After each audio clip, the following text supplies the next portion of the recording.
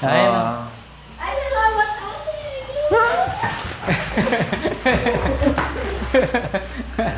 Di ka na mag-usok, hindi ka na magkakahoy. Sabi ko sa iyo eh. Salamat po ate.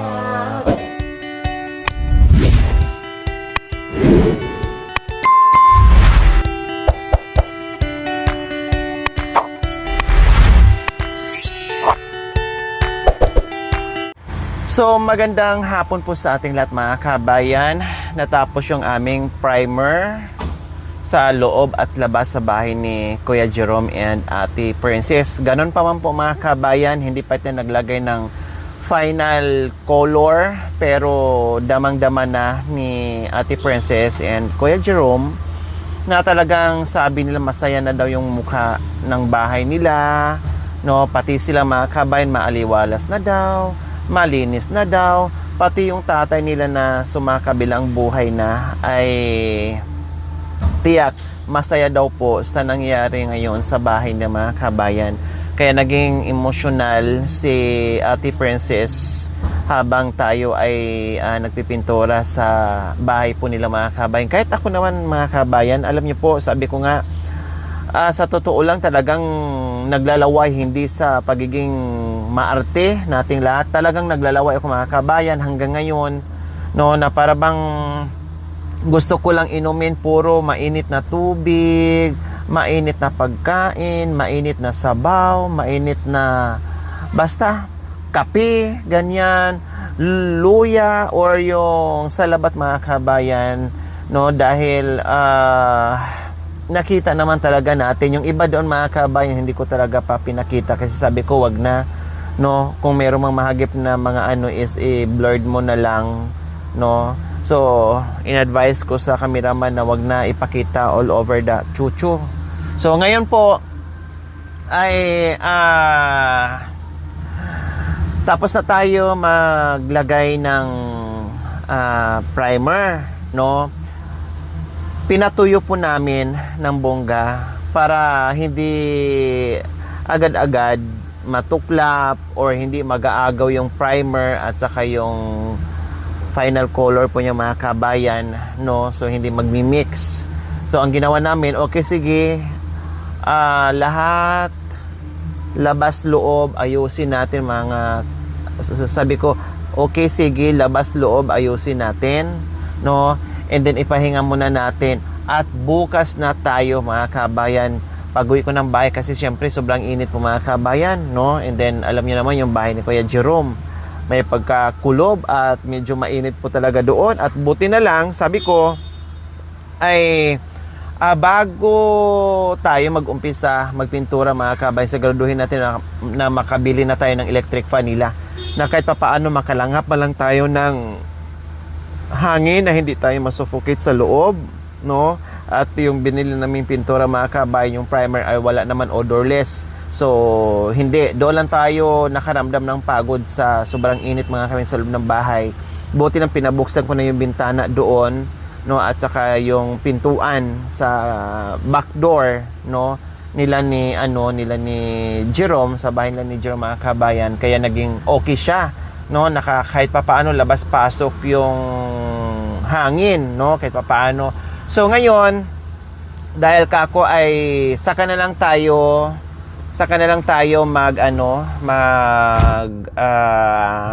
tawag nito, saka na lang tayo magtuloy-tuloy sa paglagay ng pintura bukas, no, bukas ng maaga. Matatapos namin yon bukas ng umaga, hanggang hapon po yon. So dire-diretso na kasi kanina dire-diretso din kami mula umaga at tinapos talaga po namin mga kabayan. Alis lang doon sa CR na hindi pa nalagyan ng primer kasi kinapos ng pintura dahil hindi tayo nakabili Sunday. So nag half day lang sila, no, and din pagbalik namin wala na, close na mga kabayan. So bukas na kasi Sunday ngayon, so bukas lahat ng mga store ng pintura ay open na yan for sure. So ngayon nandito kami muli sa mall kasi nga ay meron ding gusto na ibili ng stove, no? So ngayon, pupunta tayo, ibili natin sila ng stove mga kabayan bago tayo maglagay ng kulay, no? Para pag once na makeover na natin, nalagyan na natin ng final color yung bahay nila, is wala nang usok. Hindi na makapitan, hindi na madumihan, hindi na mausukan, hindi na babalik sa dating kulay na akala mo na abandonado. So, yun yung inisip ko mga kabayan. Yun kasi, syempre, araw-araw sila magluto mga kabayan. O, katulad kanina, no, sabi ko, wag mo na kayo magluto ha. Kasi, although matakpan pa naman ang final color mga kabayan, pero sabi ko, wag mo na kayo magluto. No, bili muna tayo ng ulam sa labas, no, or kanin, ibilhin muna natin, pati yung karpintero, ay pati yung isa na nauutusan namin, katulong namin, ay binilhan ko muna ng pagkain sa labas. Hindi muna ako nagpaluto sa loob ng bahay kasi nga para hindi dudumi sa usok. Alam naman natin ang usok ng kahoy mga kabayan, bongga, di ba? Kaya sabi ko bukas magpipintura tayo, and then siyempre tapos na ang pintura, siyempre magsasayang na sila, magluluto na sila, natural. Hindi naman pwedeng puro bili sa sa labas para makakasave at mas masarap yung ulam. Kaya magluto sa sariling bahay mga kabayan. Kaya sabi ko, isingit natin kahit napagod na ako mga kabayan, no, ang sakit ng braso ko sa kakaganyan, hala, pati mga buhok ko may mga pintura lahat mga kabayan, pati yung suot ko kanina nagbihis na naman ako kasi puno talaga ako ng pintura mga kabayan sa talsik. So isingit namin ngayon, bibili kami ng 2 burners na stove, and then regulator, no, at yung hose, then yung tangke po mga kabayan. So yan ang gagawin natin para bukas magluto sila, or mamayang gabi magluto sila, mahabol natin yung stove para meron silang gagamitin. At pag once na nakumpleto na natin makeover yung pintura mga kabayan, hindi na babalik yung dati. At pati nga po mga kabayan, yung kanilang kapitbahay, buti mabait din at wala din silang choice dahil alangan naman bibili si Jerome ng stove na pati nga pagkailan ay hindi sapat, di ba? So buti na naintindihan at naunawaan ng mga kapitbahay ka-duplex niya. Siyempre ang usok hanggat saan yung hangin, doon din yan, di ba? Kumbaga hindi yan mag-i-stay ang usok sa isang lugar, no? Talagang umiikot yan sa loob ng bahay, tapos may mga awang-awang doon kasi duplex nga yung mga kabayan. So ngayon, para wala natin problema at hindi na dudumi yung usok dahil sa lutuan nila na kahoy lang, bili tayo ng stove mga kabayan para mamayang gabi gagamitin na nila. So maraming salamat po sa ating mga mapagmahal na mga sponsors, no, subscribers, followers, to members, viewers, no, sa lahat ng sumuporta sa atin sa araw-araw, sa inyong panonood without skipping ads po mga kabayan. Hindi lang sponsors ang nag-request, pati yung ating mga viewers. So ito na mga viewers, sinagot na ng Panginoong Diyos at sinagot ng ating mga mapagmahal na mga sponsors yung kailangan nila ni Ate Princess sa loob ng bahay. Hindi man natin ma-renovate ng bongga yung bahay na atis na makeover natin, no, importante doon may mga gamit, may mga lutuan, especially lutuan mga kabayan, para hindi magiging abandonado yung bahay kasi syempre usok nga po mga kabayan dahil kahoy ang ginagamit, di ba? So at least doon ay napakalaking tulong, plus ang number 1 yung hanap buhay nila na natanggap nila na motorsiklo. Okay, sige mga kabayan, samahan niyo po ako, akyat tayo sa taas para makabili na tayo para meron silang magamit mamayang hapunan sa pagluto. Okay, let's go, let's.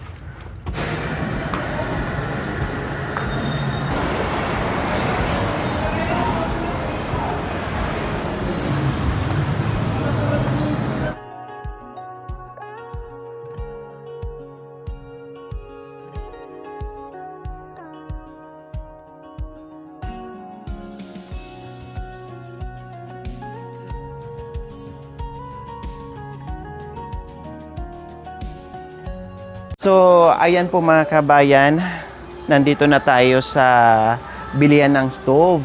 And then may nag-request din na rice cooker. So, pasok sa budget, sabi ko, more or less nasa 1,000 or 1,500. So pasok siya dito mga kabayan kasi hindi naman nila kailangan ng sobrang bonggang laki na rice cooker. So ayan, pasok na to sa budget, no? Or dito, bahala na kung saan. So okay na yan, saka na lang yung mga kabayan, no? Dito muna tayo sa sa stove. No, sa stove muna tayo. Okay, sige. Pwede na to, 1,000. Pwede na to mga kabayan, 1,000. Yes po. Ayan. Vision po. Oo. Kasi bibili pa kami ng tawag nito, tangke, syempre, at saka regulator. Astron. Parehas lang, mas mura siya, Opo. 'di ba? Maganda din ng lahat yan.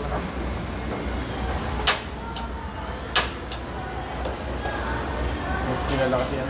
Okay, sige, mas maganda yung kulay niya, no? Okay, sige. Astro na lang. Isa, then regulator na yung Sit na. Gusto oo, yung safe. Isa din. 415 po. May regulator na siya. May regulator na po.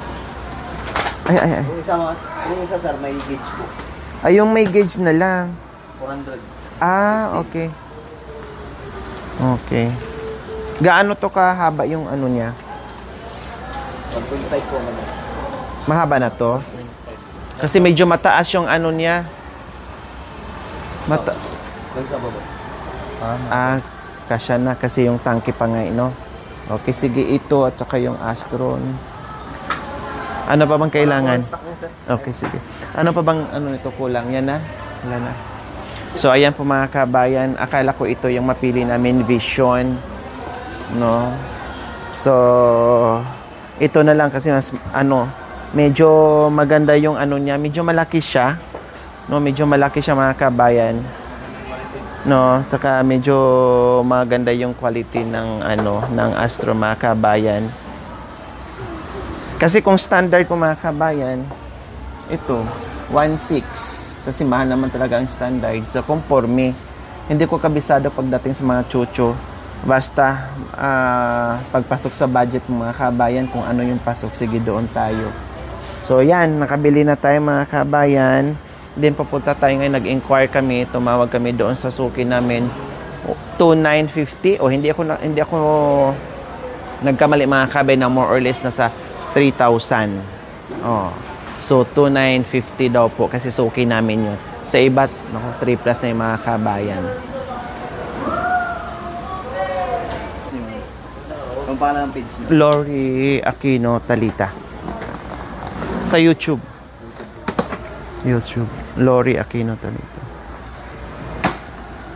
Mark, pakita ka na eh. Pinakapuging visor namin. Taga Zone 1 ata sila, di ba? Zone 1 din kami dati. Zone 1. Dito. Si visor. Ay, visor. Taga ano yan? Taga-tayog yan, sir.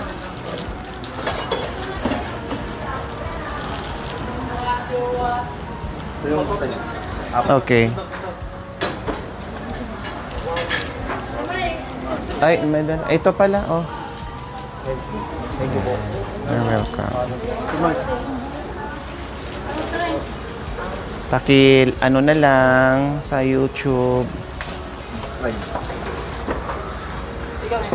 Dala po natin yung vision. Okay.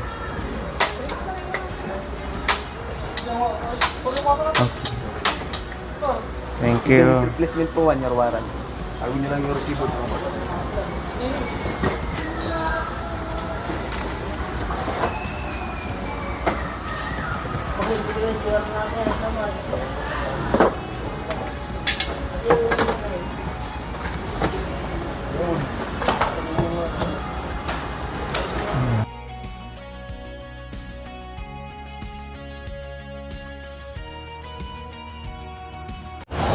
So ayan po mga kabayan, from kahoy to stove na. Di gasol na po sila mga kabayan. Yehey, wala ka ng makikita na umuusok yung bahay ni Kuya Jerome.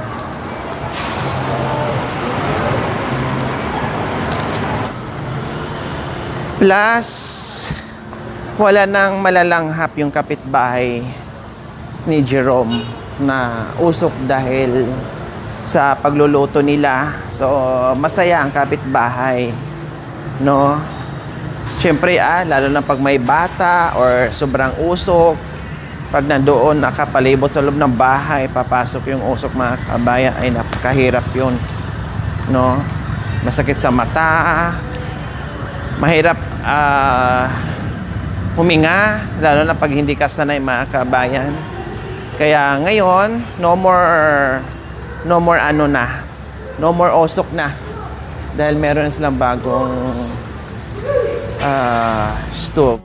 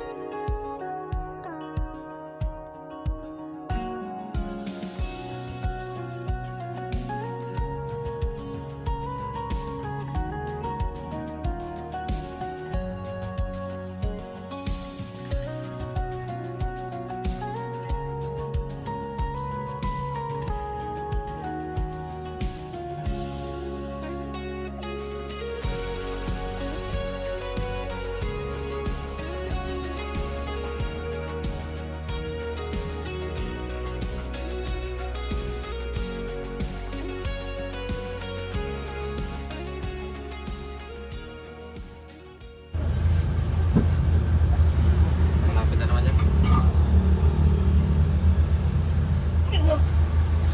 Discuss na.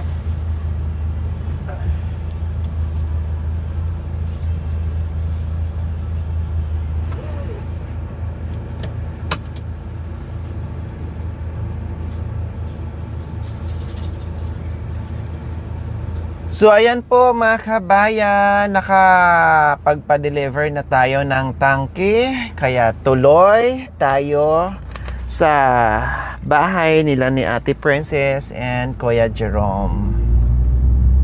So ayan po mga kabayan, nandito na tayo, ipababa na po natin yung ating tangke at stove. Yan Kuya Jerome. So hindi ka na mag-uusok sa kapitbahay mo? Opo. Ha?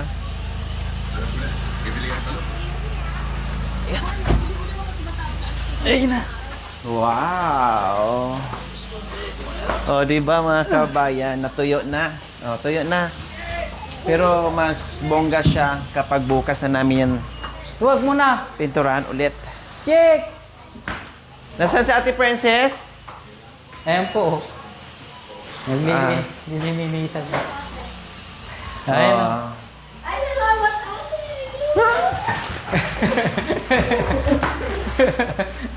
Oh, di ka na mag-usok, hindi ka na magkakahoy. Oh, sabi ko sa iyo eh. Salamat po, ate. Oh, hindi may bayad yan. Utang. Tutuwa naman ako sa'yo. Oh, 'di ba? Bumili kami ng tangke, tapos stove at dalawa 'yan, Ate Princess. Kaya nga, kung tagal nyo ka, baka di na babalik si ate ako. Oh, pag matagal ibig sabihin may pinuntahan, sumabit sa ganito, pumunta sa ganito, may inaasikaso. Oh, kasi bukas na tayo magpintura kasi sarado yung pinagbilhan namin kanina na ano, sinabi ko, linggo nga eh. Nag-half day sila kanina. May dalawang bukas. Pero pagbalik namin, kasi anong oras na kami umuwi, di ba? Opo. Oh, so wala. Linggo kasi ngayon, Linggo. kaya wala. Oh, dito muna temporary, ha? Opo. Dito muna temporary. So, ayan po mga kabayan. Oh, ano ngayon na may dala tayong stove? Anong... Kasi mahal ngayon ang gasolina. Opo. Mahal ang gas. Pero bumili tayo. Alam mo ba, isang seat na yan? No? Umabot ng 20,000. Eh, wala tayong magawa. Di ba? Oh. Biro mo, yan lang 20,000 na. Mahal yan. Oh. Or ibenta na natin, ibili natin ng kahoy. Hindi pa. Ha? Galing pa ng Iran to. Kaya mahal. Kawawa siyang nagluluto kami. Siyempre yung usok. Oh, 'di ba? O ngayon na meron tayong stove or kalan, Opo. may iwan na natin, mag-goodbye na naman tayo sa mga usok at Opo. kahoy mo. O masaya ka ba? Masaya na masaya po. Pero kanina na hindi pa ko dumating, anong inisip nyo na naman? Baka paano yan kan? Kinahin sa akin si yung asawa ko. Magluluto na naman tayo ng kahoy. Mm. Hintayin muna natin, sabi ko. Mm. Baka dadarating siya. Siyempre, baka marami siguro binili ko. Mm. Baka naghahanap-hanap pa ng pintor. Baka Pintor.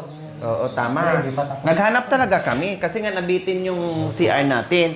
Linggo, sarado. Opo. Half Tapos, day lang sila. Dodoblen pa ito. Yung mga... O, yung mga sobra-sobra dito ay ano na lang dyan, Opo. gagawin na lang dyan. So, nagantay-antay kayo kasi hindi kayo makasaing-saing. Baka kamo ay bumili kami ng pagkain na lang. Baka siyempre, bumili pa kayo ng pintor. Baka siyempre, hindi kami makasaya-sayo. Oo. Ikaw naman, Ate Princess, anong inisip mo kanina? Inisip ko kanina, wala si ate. Mm. Wala si Mami Lori, baka hapon na, di na babalik, baka bukas na. Tapos, Baka ba yung gusto kong binili? Sabi ko sa asawa ko, paano sabi ni Mami Lori, babalik daw, kay binili yung pinto. Sabi ko naman niya, wala pa naman hapon na umaga. Sunday kasi, no? Linggo kasi ngayon, Ako, kaya... ate, Tapos sinabi ko nga sa kanya, linggo ngayon pala. Baka mahirapan sila maghanap. Baka pupunta pa sila sa Sumakit yung ulo ko pag uwi ko kanina. Kasi anong oras na pala Sumakit rin ang ko. ulo ko rin natin. Dahil yung tanghalian, anong oras na. Naghihintay. Tapos, ang init kanina, di ba? Oh, sumakit ang Naalis ulo namin na. sanay naalis sila. namin pa yung mga kahoy doon. No? Yung binigay ko. Oh, very good. Oh. Yung kasama. Sila nga, sanay dito sa tirahan nila. Sa gawa namin kanina, sumakit ang ulo niya. O lalo na ako.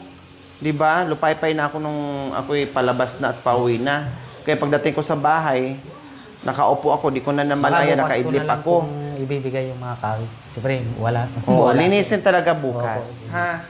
Okay, sige. So, ayan po mga kabayan, o lalo na kay Princess, pagsaing, kalaban ng usok. Paano kapag nagsaing, umuusok, saan ka? pag nakakambilan yung kalan natin, lumalayo ba? Lumalayo po. Lumalayo ka na. Punta po sa likod ng Wala na po sa pedal. lalagyan ko na lang. O pag nagparingas ka, paano kapag nagparingas?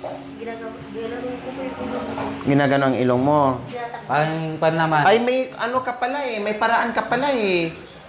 Okay na yun kung alam ko lang pala na may paraan ka na ginaganyan mo. Eh ngayon, dahil may bago na tayong basahan, o itago mo na yung mukha mo dito habang nagpaparingas. Sige, siyempre, hindi na kayo mahihirapan sa pagpaparingas dyan. At mabait yung kapitbahay nyo, ha? Kasi, kumbaga, wala naman na silang magawa kasi nasa loob nyo na ng bahay kahit anong gagawin nyo. Kailan, siyempre, yung usok minsan. Dikit-dikit po kasi. Dikit-dikit kasi, di ba? Wala Mabait po- ang kapitbahay wala na po. naiintindihan kayo. Opo. No? May iba kasing kapitbahay na siyempre May- masilan, Oo. may anak sila, o yung pagiging masilan nila, Mausok. merong dahilan, Oo, dahil may mausok. hika sila, or may sakit yung anak nila, or magkakaroon ng sakit yung anak na, so ganyan kasi. Minsan, or may sinampay sila, ganyan-ganyan. So, ganun talaga. No? Buti na lang ay matatapos na yung pag-uuling nyo dito sa loob ng bahay nyo. Opo. Pag-uuling.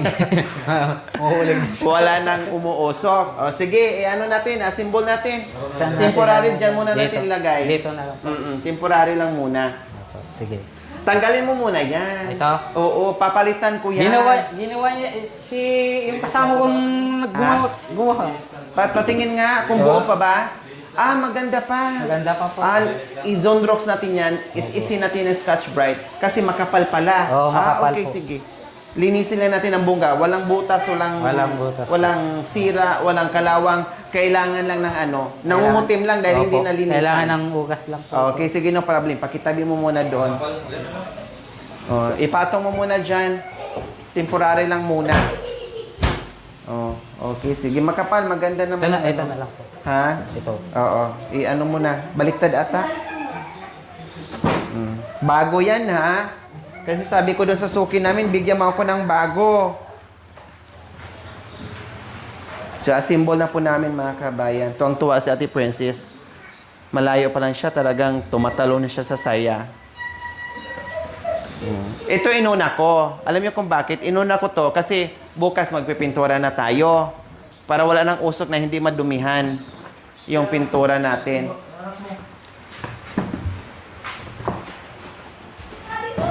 Matipid naman yan, Jerome eh. Kasi, ay, matipid naman kayo eh. Opo, nagtitipid po ako. Oo, matipid naman kayo. Ang galing niya magtipid. Yung bumili nga ako ng tinapay, tinipid niya na naman. Sabi niya sa asawa ko. Oo, marunong kayo magtipid eh. Dahil kayo lang naman din, di ba? Para mas makatipid kayo, kailangan yung niluluto nyo puro hilaw. Half cook, half cook, half cook. Halimbawa yung kanin, kailangan medyo matigas pa, patayin mo na. Oh, at least lumambot ng konti. Ganon din ang karni. Yung puro hilaw yung mga sinasain Alisa dyan muna na. para makatipid. Kailang ingatan sa mga bata, ha? Ha? Kasi ang bibi, alis! Nilakihan ko na. Dalawang ano na yan. Oh, dito mo iharap. O, ilagay mo muna, mamaya mo iharap. Kaya mo sabay kanin sa ulam. O, dito mo isampa, pwede naman. Muna. Dito na lang. Yan, temporary. Yan. Oh, sige, ilagay mo muna yung ano sa ano, ikabit mo muna. Alisin ko Tanggalin muna mo na yung plastic. Parang ayaw mo pang tanggalan ng kumot. Tara, matutulog muna.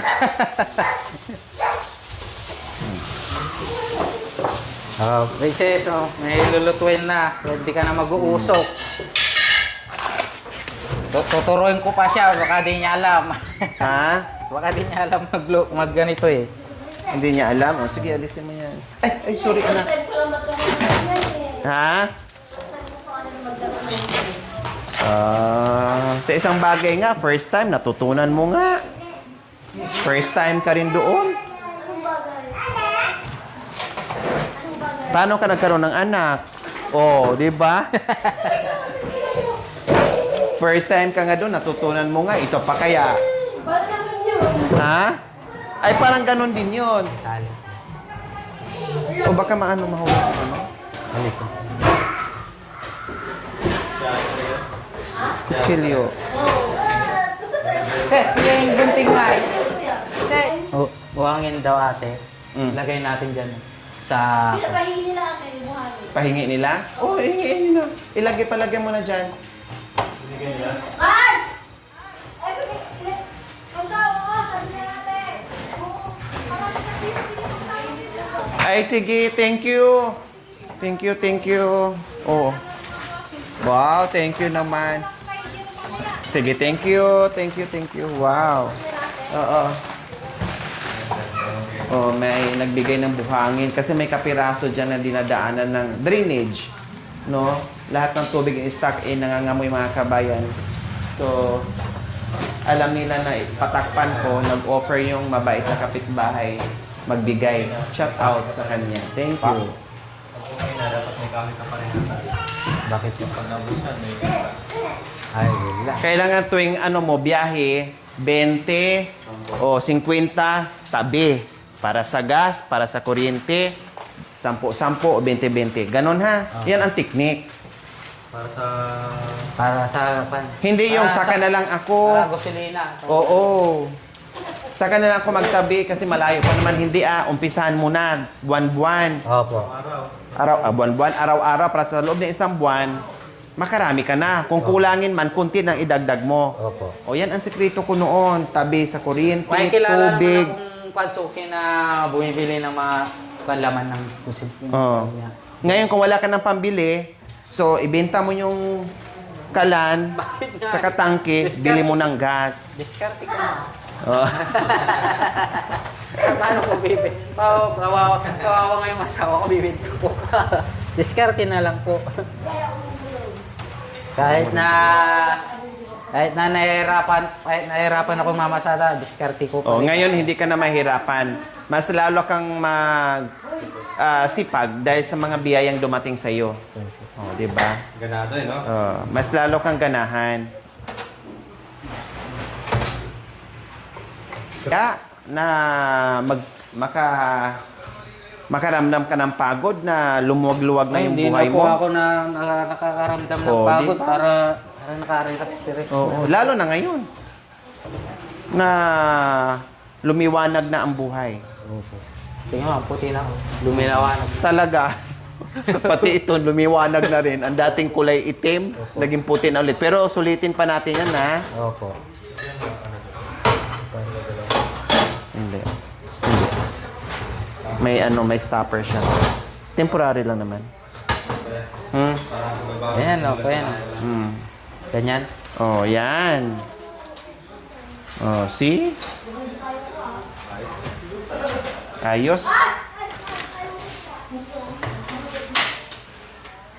Yun. Ayun. O, tinan mo, Ate Princess, ikaw nga. Oh. O, si Ate Princess nga. Oh. Oh. Oh, Ito. aday! Ganyan, Diyos oh. ko. Tutuwain kita para Oh. alam mo. Ganyan. Yan. Kunting pihit, tapos, Isa pa. oh, kunting push, tapos pihit. Ay, papunta dito. Ganyan. Basta ano yun. Kasani. Ito yun eh. Matigas ka ron. Basta lang eh. Ay, ayaw na matigas. Gustong-gusto nga natin yung matigas, tapos ikaw ayaw na matigas. Pag Oh. gusto mong lakasan, ganyan. Oh. Matututo ka din yan, syempre. Ganun lang talaga.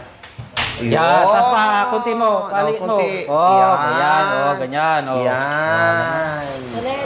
Oh. Oh. Yan. Oh. Pag wala ako, ikaw na ang magagawa.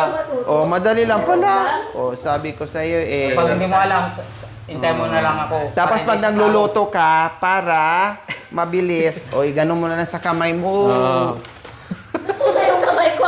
Para mabilis Pag wala ako, huwag mo muna isintindi. Oo, kung hindi ka sigurado. Pag ang nagpagpatay pagpatay. ka, ganyan no. Ganyan mo na Oo. lang. Kasi hindi sisindi kung hindi mo doon Yan. pipihitin. O laging may basang-basahan Tapos, yan nagluto na. ka, sabihin mo lang. Tawagan mo na lang ako. Pag hindi mo ako tinawag, pagsabog ka na. Tawagan kita, wala ka naman cellphone. Pag uwi na lang. Lagyan. Lagyan ng ano. Basahan, Jerome. Nakanak doon sa Basahan. Ay, ito pa. Oo. Opo. labas. Bawal ito ang bata na.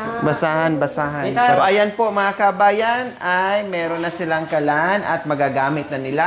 Wala na silang usok na malalanghap at hindi na mag-uusok ang kanilang bahay. Maraming salamat po, Enforcer, sa tulong po sa pinagbili ng mga gamit namin.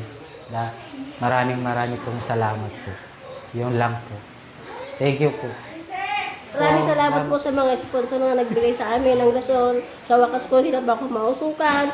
Thank you po sa inyo. Maraming salamat po. Mua. Maraming pong Wow. salamat rin po. I love you po. God bless you po. Ayan. Nagaya ko pa yung Ate Lore. Yung mua.